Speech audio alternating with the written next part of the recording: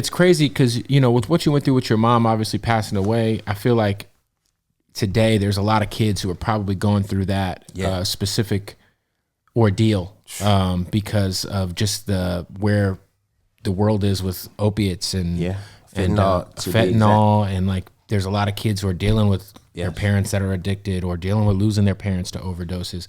What would be some advice? You've lived it, and unfortunately, obviously, the absolute worst thing came true for you, but you got through it. You're here today.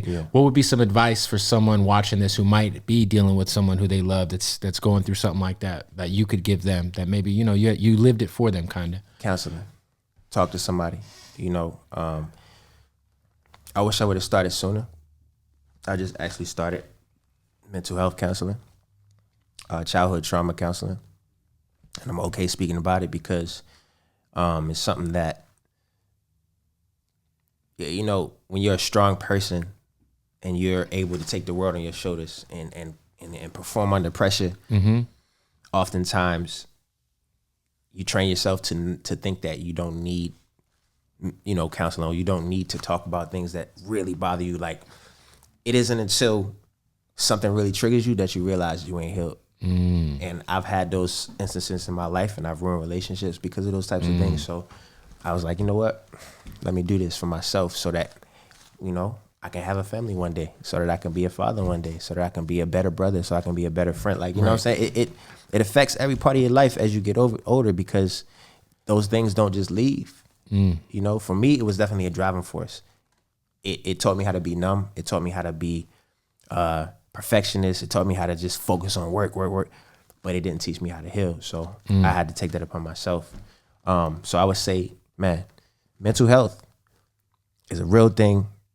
And it needs to be, you know, if you know and you're dealing with something, if something's bothering you, you get triggered and you see yourself being affected by this specific space in your life, then you got to talk about it. You got to get help for it.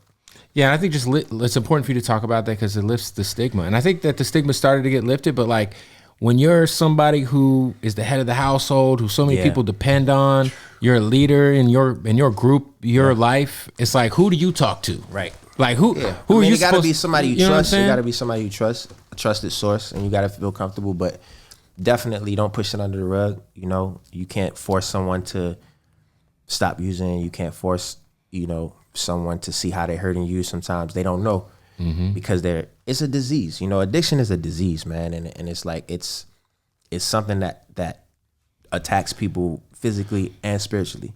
So it's a large karmic part of it that comes with it. It's so much spiritually that comes with it. You know, that if you love somebody or you're close to somebody that's experiencing that, it's important for you to also, you know, get help for yourself while you're still loving them through whatever they're going through. That's right, man. Yeah, for sure.